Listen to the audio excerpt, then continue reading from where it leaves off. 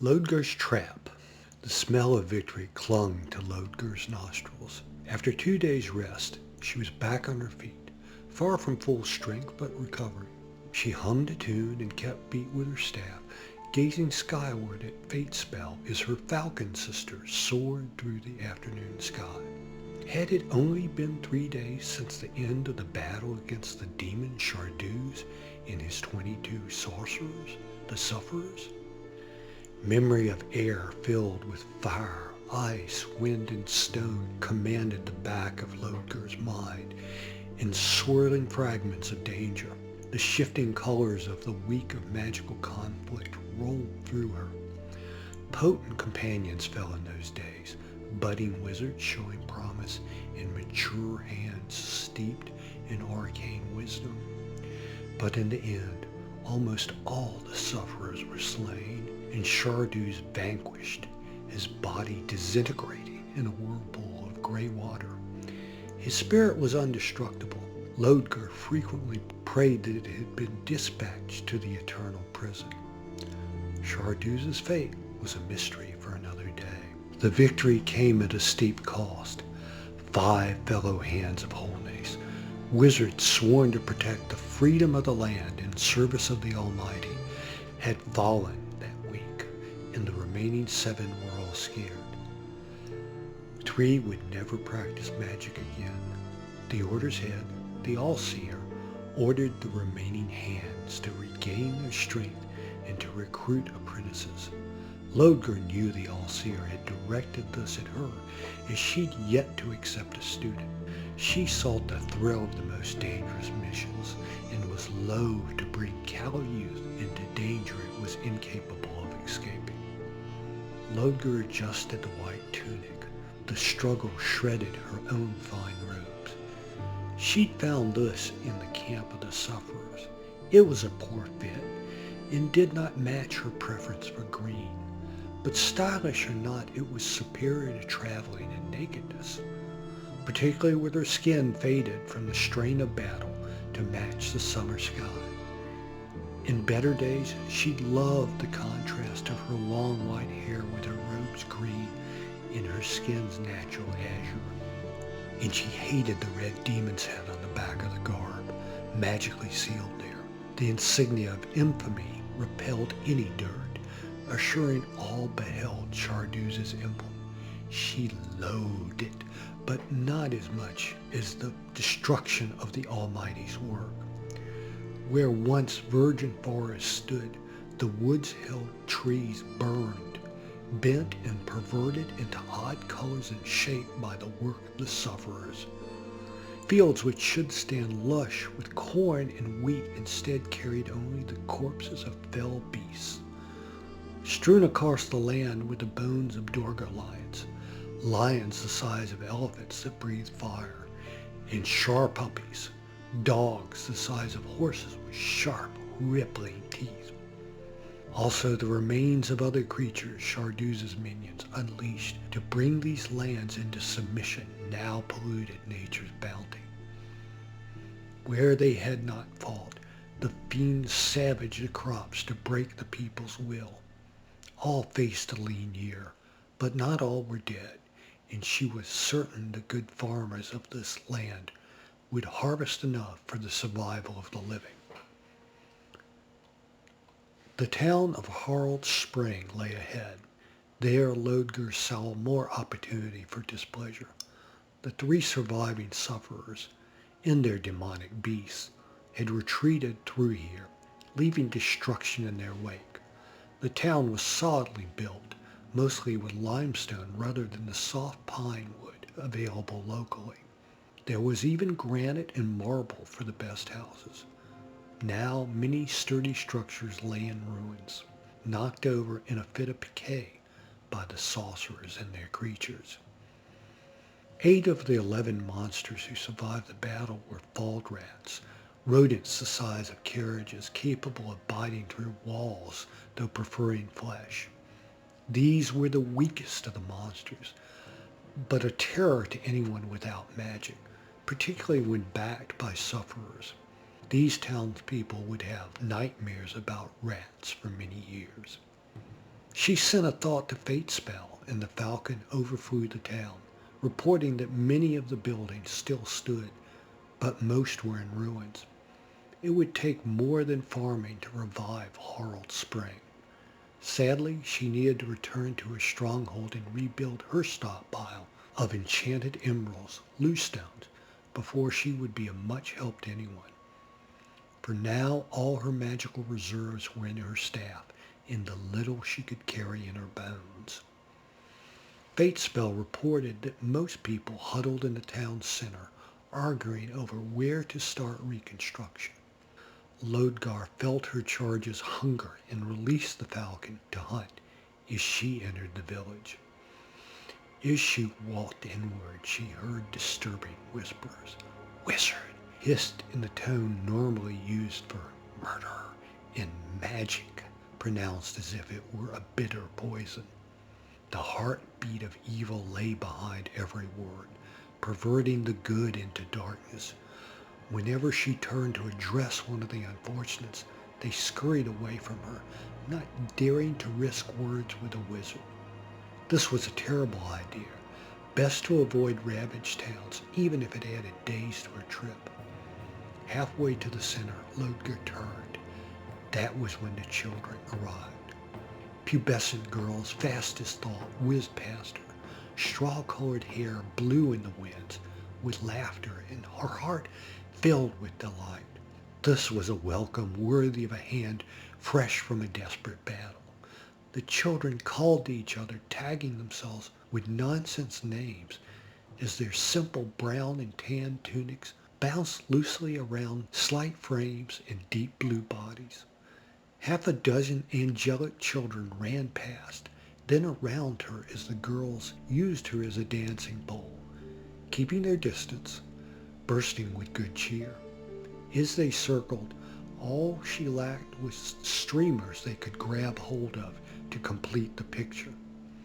She couldn't contain her laughter. Their energy was intoxicating, their joy like a drink of clean water after days without. "Thank you," she said as she joined their game, spinning in the opposite direction. They swirled closer and closer as child after child ran past, giggles echoing their mutual delight. First one, then another darted closer, blowing kisses just beyond touching range and skipping back. Shy lovers afraid to reveal their emotions, switching directions to match hers just as she began noticing dizziness. One darted in, pressing lips to her shoulder before pulling away. As the child retreated, the staff of power she held in her right hand left her grip, tugged away from her unwary hand when the girl twirled it. As it left Loadgar's fingers, it swept downward, striking the backs of her knees and collapsing the weakening hand to the ground as the other girls rushed forward. "Yay, Loka!" the urchins cried. "You got the silly demon down!" Rocks came out from under robes and pelted her body as innocent joy turned toward violence she should have been prepared for. How desperate must these villagers be to send their daughters to face a suspected sufferer? Worse, how did she so easily let her guard down after a week of constant savage battle? Loadgar tried to cover herself, hoping the staff would come close enough to grab, but a rock struck her head and consciousness faded. She awoke in darkness, spread wide with iron chains binding her to stone, cool air meeting her open skin everywhere save for a skirt, a frayed shirt, and a blindfold. Pain rebounded throughout her as stone chips pricked her flesh and the after effects of the stoning tormented her. When she tried to scream her agony, she heard naught but a gurgling noise. They'd cut out her tongue. Silly of them, really. It would not stop her from using wizardry, and she would easily regrow another. But she had meager magic. Oh, for just one of the 40 loose stones she'd expended in the battle. She'd break the chains, render herself invisible, and escape. Even now she could dissolve the chains, but that would expend her strength, and what good would she do without the power in her staff? She had the strength to summon help and send a message to one of her fellow hands, but they were days away, and the meager magic in her body would burn her to death within a day if she were not fed or the power spent. She must use magic, but how? Tugging at the chain seemed a futile gesture, but she tried nonetheless. As expected, they held her fast, and she alerted a jailer. "Awake at last, are you?" croaked a voice that might have been that of a miner after a lifetime of breathing noxious fumes.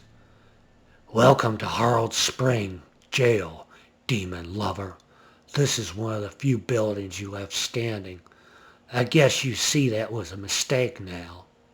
After a moment, there was a chuckle. "That's right. Demon lover can't answer, can she? Interferes with your tricks, too, doesn't it? Means you have to face justice. That was a stroke of luck capturing one of your sufferers walking around on your own with no protection. I guess you didn't think you needed any, especially not from children greeting you.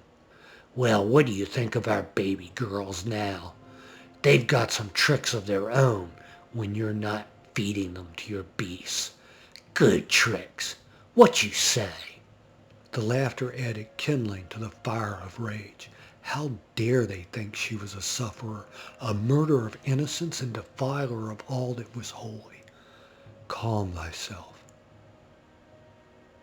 "Miller, what is so funny?" said a soft feminine voice. "Our visitor's awake," said Miller. "I'm just giving her a little greeting, letting her know she isn't as sly as she thinks she is. Remembering what her lot did to my wife and daughter, I might just have a good use for my crutch." "If she's awake," said the woman, "we need to bring her to the rest of the council to pass judgment." "Lord, you know the judgment. The method's the only decision." "Certainly," she said. "She's not going anywhere. It'll be quickest if we both go together to council. We can have her tried and executed before sunrise. It would be a shame if any of her friends showed up before we disposed of her body." The two walked away and a door closed. They would be back in a few minutes. A quick breakaway might be her best chance, but she didn't know enough. She reached out to Fate Spell and felt the reassurance of her familiar. The falcon had returned after the hunt and sensed her spell sister in the jailhouse. Looking through Fate Spell's eyes, Loadgar saw the village. Bodies moved as shadows through the night, but there was traffic around the center square where a pile of wood surrounded a pole prepared for a bonfire. The square was surrounded by rubble and charred buildings.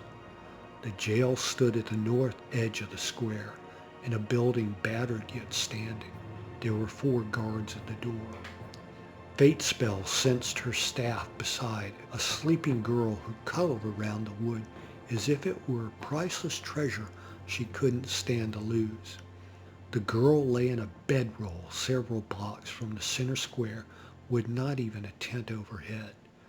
Many of the villagers rested in similar transient accommodations. Unfortunately, Loadgar's staff was too large for Fate Spell to steal and bring to her. Sad that this loyal friend would die with her should she lack the wit to escape this trap. She had to speak. There was enough magic in her bones to regrow her tongue. The regeneration would take time, at least 3 hours for clear speech. Did she have this time? It didn't matter. She had no choice. She opened the seal on a powerful healing spell. The heat in her bones all flowed to the center of her body, gathering into a ball just under her ribs, in her stomach. Loadgar felt a thread of pleasure as she watched the magic within her gather itself into a green ball, which burst, exploding through her body. Pain left her as skin, muscle, and bone reknit themselves. A dollop of green flowed up to her mouth, setting where her tongue should be. before fading into the remaining stump and starting the regeneration process. Loadgar would not only be better, but there was no longer any danger of the magic's heat consuming her. Now flames were a concern. Unless she got her staff, she had no more magic other than the whisper of healing which had settled in her ribs. But Loadgar had tricks too. Feet entered the room which surrounded her. Someone removed her blindfold, though she saw little in the dark. A man and a woman were bent over and infirm, and Mellor limped on his crutch. 4 had bandages for broken arms and wounded bodies. They had borne much in the struggle. Mellor addressed the council. "Wizard, you have been tried and found guilty of murder, pillage, and arson. We prepare your execution with stake and burning brands." Mellor looked at each of his companions. "Does any disagree with this judgment?" Loadgar filled the silence with grunts of laughter. She drew her face into its broadest grin, and her abdomen shook with mirth. "What's this?" said another man. "Burning makes her happy. Why?"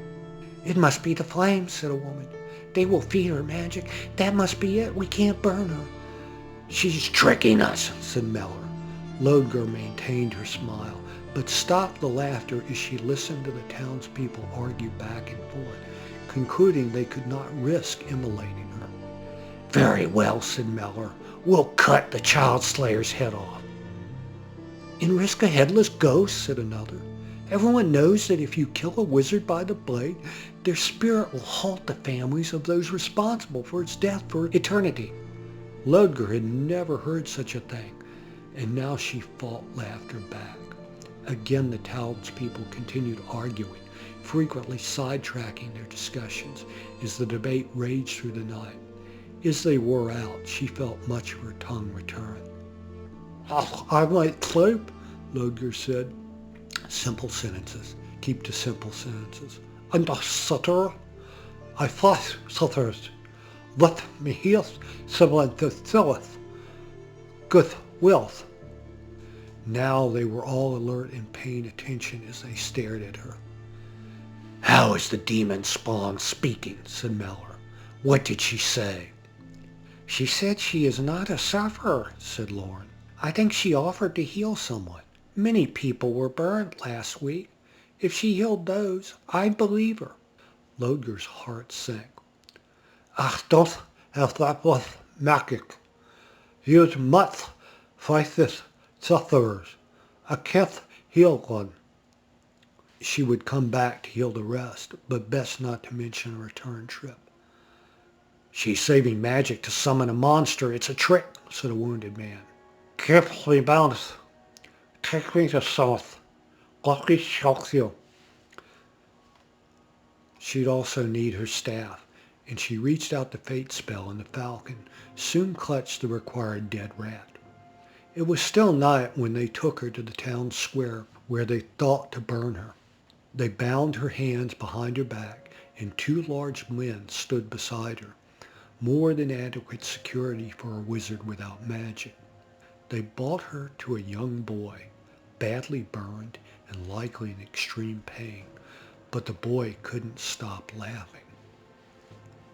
"I've been like this for 3 days, said Mellor. "He's my son and a wonderful boy, but between the burns and the madness, I don't know what to do with him." Loadgar wasn't sure either, because when she looked into the boy's eyes and into his soul, she saw Chardou's. "I need a moment," she said. At least her tongue was getting better. Chardou's must have somehow entered this boy after the battle. The spirit was still reeling from its defeat. Otherwise, the madness would be well hidden.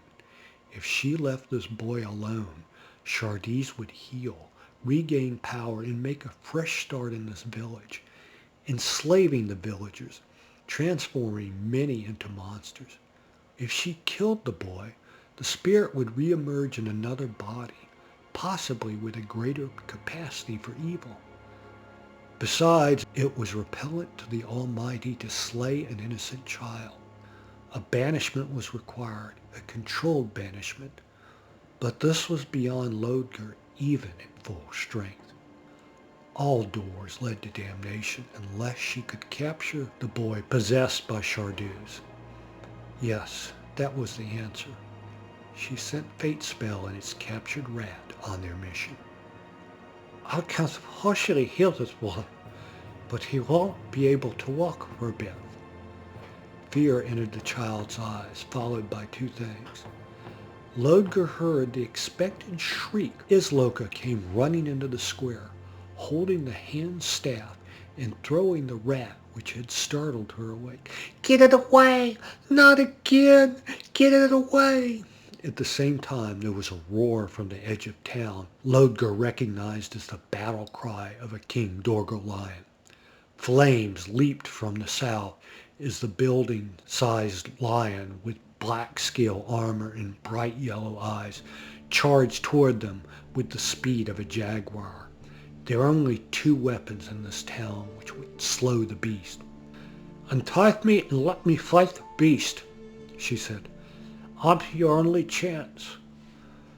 As the boy laughed, Loadgar's guardians cut her bonds, and she turned to fight, watching Loka sprint toward her. Before Loka brought the staff in range, she saw the Dorgo lion and turned to run in a different direction. "Throw me the staff!" Loadgar yelled. The girl kept running. There was no way to catch her before the Dorgo lion destroyed them all and freed its master. 6 brave men and women, including her guards, charged the monster with spears and knives. They might as well tried to dam a river with blades of grass. 4 were burned and 2 disappeared into the maw within seconds. Loka stopped and looked into the hand's eyes. Loadgar saw the conflict between her desire to trust and her fear of betraying her people. Loka turned her head as the Dorgo lion tilted its head skyward, roaring satisfaction with its meal. The girl winced and turned back with tear-filled eyes. She threw the staff toward Loadgar and cringed when she saw it land 10 feet short. "Go!" Loadgar screamed, and Loka ran toward shelter. Loadgar hurled herself at the staff, going to ground and rolling as soon as she marshaled the one warrior she knew was ready for the fight. Flames snapped at her hair and clothes as Fate Spell prepared to strike where no one else could. Loadgar could not escape priorities. She did not have enough magic for everything, even with her staff. Her grip settled into the familiar wood as she entered the battle, striking the most dangerous opponent first. Magic flowed through her, joy filling her as she formed a tongue of blue fire and sent a bolt of paralyzing energy at the boy, locking him in mid-laugh. The Dorgo lion snarled in anger at its master's injury and charged at Loadgar with the speed of a jungle cat. A moment of ecstasy entered Loadgar as a white blaze surrounded her, swirling swiftly before shooting out as a solid block of ice at the monster, freezing it in mid-stride. It would take a moment for the fire beast to recover from the cold wave. Already she could see its body shivering as it melted its prison. But the heat of the body was nothing compared to the anger which filled the King Dorgo lion's eyes. It looked at her with utter loathing. The feeling was mutual. Loadgar took advantage of the time to duck behind a pile of rubble. She had one more powerful blast left in the staff. Not enough to kill by itself, but if the beast were wounded, there was a chance. The Dorgo lion leaped, easily clearing Loadgar's barrier and looming above her. Its mouth opened and she smelled the cinnamon-sweet breath that heralded death. The hand's life could be measured in a single breath. Fate Spell came. After dropping the rat, the falcon had climbed, clawing her way into the clouds. Now she dived, dropping with speed, constantly accelerating, through the clouds, through the thin, cool night air, targeting her prey with the accuracy of the finest archer in the land. adjusting her aim with each of her quarry's movements. Invisible to her prey, the falcon focused her vision on the critical weakness and bore down like Almighty's lightning on her target, turning just before impact to dig claws into the Dargar lion's right eye. The beast tossed away from Loadgar in agony, one foot sending the wizard tumbling as it leveled more buildings in the damaged town. Fate's spell twisted away too swiftly for the monster, popped up in the air 20 feet, and struck again at the left eye, leaving the monster blind and gushing blood. Not fatal wounds for her Dargar lion, but close enough. The triumphant cry of her falcon sister cleared Loadgar's head as she ignored new bruises and scrapes and pointed her staff again. Sweet energy flowed through her again, but this time it was sharper, painting a white sword in her hands before leaping, striking the creature as a dagger of ice. The dagger pierced the gaping wound in the left side of the monster's face, penetrating to the creature's mind. Cold poured into the fire spirit locked in the Dargar lion's skull. The mighty beast collapsed to the ground as its vile animating spirit succumbed to sacred frost. The rubble-strewn square shook under the impact of its assailant's death. Now, wherever she looked, she saw ruins other than fate's spells circling in the sky, the body of the Dargar lion, and the boy frozen in laughter. Townspeople emerged, and Loadgar hoped they were prepared to listen to reason, because she had nothing else to give. Mellor ran into the square, inspected his boy, and marched over to Loadgar as others gradually came out, seeing the damage in the dead monster. Lauren was close behind, clutching Loka to her side. "What have you done?" said Mellor. "She saved us all," said Lauren, "including your boy."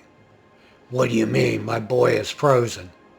"Show some sense after all this magical woman has done for us. She must have frozen the boy to keep him from drawing the attention of the monster." What an excellent explanation. Loadgar tried not to appear relieved as she nodded. "Yes," Loadgar said, "I was keeping him safe. The boy's madness took me by surprise. He is possessed." Probably not wise to say what possessed the child. No need to release additional panic. "I'm a member of the Hands of Wholeness, and I'll need help to heal him. If you will put up with me for a few more days, I'd like to send some of your fleet-footed youth to fetch help. I think this case will interest all the hands. Would you be willing to do this for me?" "Oh, yes," Lauren said as the other counselors nodded in agreement. Within minutes they had 4 runners en route to the homes of the nearest hands. The hand had another thought as the townspeople turned away. "Lauren, may I have a word with you and your daughter?" "What, kind wizard?" "Ah, yes, that was how the word should be said. Lauren, I haven't seen other children with you. Do you have other sons or daughters?" "Yes, my son is older and out working the fields. Loka has a younger sister, and my husband is at home with her. Why do you ask?" "I have need of an apprentice, and we don't take only children. Someone creative with the beginnings of decent judgment, calm in a crisis, and fleet of foot when required. The job will be difficult and there will be danger, but she will see and learn things beyond your imagination. She will not be rich, but—" "I'll do it," Loka said. "Just a second," Lauren said. "What exactly will her training in life be like?" "Hard. First, she will need to summon the magic. This takes at least 10 years. During that time, she will be at my side the whole time." "And will Loka be in danger?" "Yes." Seeing Lauren's head shake, she continued. "I will protect her from the dangers of the world as best I can, and will not allow her near a fight until she's prepared. For the first 10 years, she will do everything I say, and that will involve many chores. I could give her chores, but you can't teach her magic. She's a clever girl and will learn quickly. The greatest danger to her will be the magic itself." "I thought magic was wonderful," Loka said. "It is, and that's the danger. When you first touch magic, you will encounter joy such as you have never felt. Magic is seductive, and you must learn to control it, or it will control you. Should this happen, should the magic control you, you will be open to demons. That is how. Loadgar paused a moment, unwilling to use the word wizard here. That is how sorcerers are corrupted and become like Shardoos and the Sufferers. Magic overwhelms them and ecstasy becomes agony as they lose their souls and they use their magic to destroy. Lauren said, I can't have that for my little girl. Thank you for your offer, but... Mama, hear her out, Locust said, looking Loadgar in the eyes. You wouldn't pick me if you didn't think I could make it, would you? There was the strength Loadgar had seen earlier, the strength that stole her staff and had gotten it back to her in the most terrible of times. Yes, I'm confident you will become a true wizard. Lauren, your daughter has strength. I imagine she was a handful to raise, and I'm certain she and I will have difficulties. I'll do whatever you say. Yes, you will. I will bring you to magic gradually, only after intense physical training. To teach you discipline and years of service will we introduce you to power. Locust's face set in a determined expression. Yes, she wanted this enough. Lauren watched her daughter's face, then looked back at Loadgar with pleading eyes. Will I see her again? Loadgar suppressed a smile of triumph. I think I can arrange to come back through town occasionally. When do I start? We'll be here until the other hands arrive. I would guess we'll leave in a week. Until then, enjoy your time with your family and friends. It may be a year before we are back. Loadgar watched mother and daughter walk away. A mother's hand rested on the daughter's shoulder, and the daughter held tight to Lauren's waist. Locke would be starting at an interesting time, and it would be good for the other hands to meet her so soon. The wizard had spent years considering how she would train an apprentice. She would make sure everything got off to the strongest start possible, as long as none of Shardoos' monsters caught his scent before her colleagues arrived.